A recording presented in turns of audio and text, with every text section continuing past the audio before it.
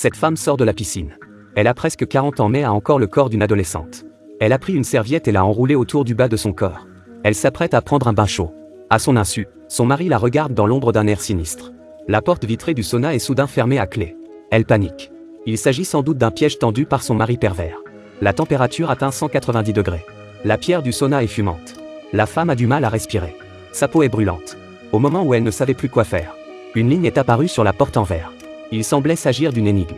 La femme au QI de 250 a rapidement deviné la réponse.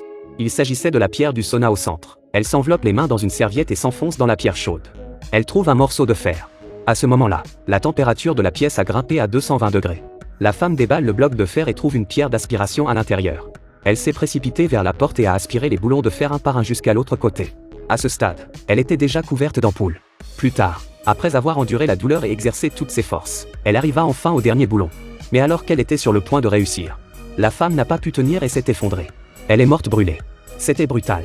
Son mari s'appelait Paul, un concepteur d'évasion psychologiquement tordu, spécialisé dans la conception de salles d'évasion destinées à satisfaire les perversions des riches. Même sa propre femme a été mise à l'épreuve. Sa fille unique est également emprisonnée dans l'escape room. Elle a même dit à sa fille qu'elle ne pourrait sortir qu'en résolvant les énigmes. C'est insensé.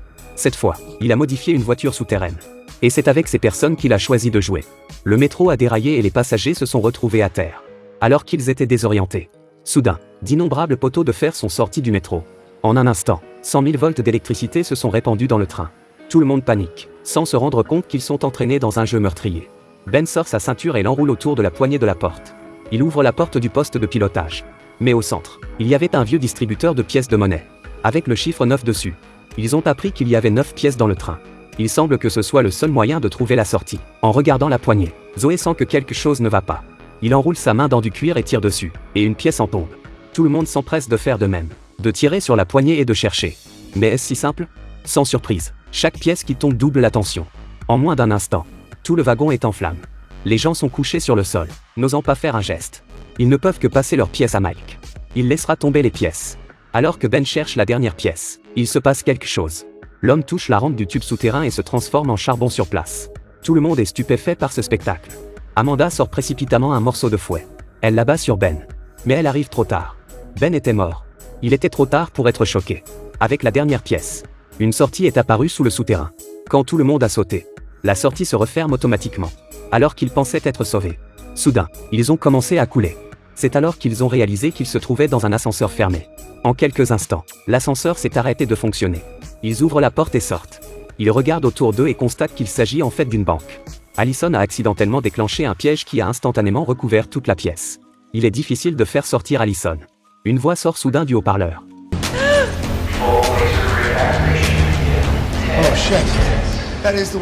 Si nous voulons survivre, nous devons désactiver les pièges laser dans les 10 minutes.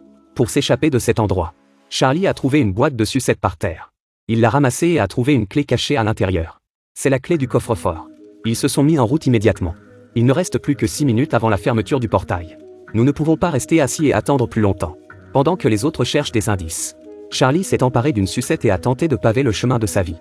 Chaque fois qu'il fait un pas, il pose un bonbon sur une tuile. Mais il ne suffit pas d'avoir du cran. En quelques pas, Charlie est tombé dans un piège. Les lasers sont apparus en un instant. Et il a été touché. Charlie est assommé sur place. Plusieurs personnes tentent tant bien que mal de le tirer de là. Il ne reste plus qu'une minute. Au moment critique, Allison trouve un indice. Quand il l'ouvre, c'est une carte. Il la lance précipitamment à Zoé. Zoé la place sur le plan de la banque. Enfin, un itinéraire sur qui évite le piège. Dans les 10 dernières secondes, avec les conseils de Zoé, les gens se sont échappés sans danger. Avant qu'ils aient pu reprendre leur souffle. La grotte a tremblé. Plusieurs personnes ont sauté hors de la grotte aussi vite qu'elles le pouvaient. Quand ils ont vu ce qui les entourait, ils étaient complètement abasourdis. C'est vraiment une plage. Ils sont choqués. Allison a trouvé un drôle d'appareil photo sur le sol. Allison l'a ramassé et a pris un selfie. Au moment où elle a appuyé sur le déclencheur, tout le monde a été aveuglé. Quand ils ont réalisé que tout autour d'eux était immobile, ils se sont aperçus qu'il ne s'agissait pas d'un appareil photo. Il s'avère qu'il ne s'agit pas d'une plage mais d'une pièce secrète. En se basant sur les indices de la photo, ils ont déterré une encre. Curieusement, une corde était attachée à l'autre extrémité. Lorsqu'ils ont tiré dessus, une chose étrange s'est produite. La plage s'est mise à bouillonner. Zoé s'enfonçait à perte de vue. Charlie l'a vu. Charlie a attaché la corde autour de sa taille et a sauté tout droit vers le bas. Après quelques efforts, Zoé est sauvée. Mais au moment où Charlie s'apprête à sortir, la corde explose avec fracas. Charlie est mort sur le coup. Il était trop tard pour faire son deuil. La plage entière commença à s'effondrer. Allison a levé l'ancre et ouvrit la seule cabane de la plage. Zoé y trouva un piège. Le moment où la fille a ouvert le piège. Soudain, le jour se transforme en nuit. La vitesse du bord inférieur de la plage a augmenté. Au même moment, le phare à l'extérieur déploie une échelle. Zoé prend la tête et les autres se cachent dans la maison. Ils ont trouvé une sortie au-dessus du phare. Et Allison a trouvé un passage secret dans la remise. Laquelle est la vraie sortie? Après avoir réfléchi, Mike et Amanda ont choisi d'escalader le phare. Et Allison a choisi d'emprunter l'autre passage. Mais il est difficile de croire que le phare peut accueillir 2 personnes. Quand ce fut au tour de Mike de monter, l'échelle commença à se rétracter.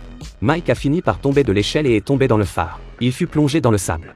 Entre-temps, la plage était déjà tombée. Zoé et Amanda ont dû s'échapper en premier. Elles ont grimpé des égouts jusqu'au sol. En regardant autour d'elles, Amanda pensait être sauvée. C'est alors qu'Allison est sortie de nulle part. Elle regarde les cicatrices sur son corps. Elles ont compris qu'elles étaient entrées dans une autre pièce secrète. Et il s'est mis à pleuvoir. Je n'ai jamais vu une pluie acide aussi horrible. Les voitures fondaient facilement. Les parapluies étaient instantanément troués et dégoulinaient sur les gens. La peau suppurait instantanément. Le seul moyen de survivre était d'aller dans le magasin d'Accent Grave Côté. Bientôt, la pluie acide s'arrête. Mais à chaque minute, le piège s'ouvre à nouveau. Dans un moment de désespoir, Amanda a vu à la télévision un reportage sur des gens qui récupéraient l'eau de pluie. Elle n'a pas eu le temps de réfléchir. La cabine téléphonique voisine a soudain sonné. Elle se précipite et constate que le portail est enchaîné. Elle se souvient du journal télévisé. Les gens ont réagi à la nouvelle. S'ils pouvaient recueillir les pluies acides, ils pourraient faire fondre la chaîne.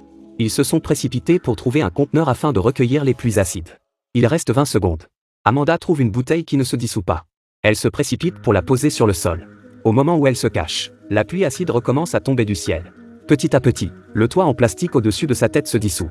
L'acide éclabousse son corps. Les femmes grimacent de douleur. Après avoir enduré la douleur, la pluie s'est arrêtée. Amanda prend une bouteille pleine d'acide et la verse directement sur les chaînes. En quelques instants, les chaînes ont fondu. Zoé se précipite sur le téléphone pour appeler à l'aide. Mais il n'y avait aucun signe de lui à l'autre bout du fil. Le temps est presque écoulé. Mais il n'y a de place que pour 2 dans la cabine. En désespoir de cause, Amanda trouve un parapluie et le tend à Zoé. Mais le parapluie ne peut pas arrêter la pluie acide. Il était sur le point de se dissoudre. Soudain, elle voit un message sur un panneau d'affichage. Si vous répondez au téléphone à la 3e sonnerie, le taxi d'Accent Grave Côté s'ouvrira. En suivant les instructions, Zoé réussit à monter dans le taxi. À ce moment-là, la pluie s'est arrêtée. Allison et Amanda se sont précipités vers le taxi. Mais à leur grande surprise, la porte du taxi s'est refermée d'elle-même. Et la cabine téléphonique derrière elle s'est refermée. Le compte à rebours de la pluie acide est lancé. C'est fini. Les sœurs ont perdu tout espoir. Elles se sont serrées l'une contre l'autre et ont été dissoutes par la pluie acide. Quand Zoé s'est réveillée, elle s'est retrouvée dans une pièce. Il s'avère qu'elle a été sauvée par la fille de Paul, le concepteur de la pièce secrète. Elle a toujours eu de la rancune envers son père et était furieuse que sa mère ait été tuée. Elle a donc aidé Zoé en secret. Zoé a débloqué le film de son escape room. Et elles ont toutes 2 accusé Paul. Paul est finalement arrêté par la police.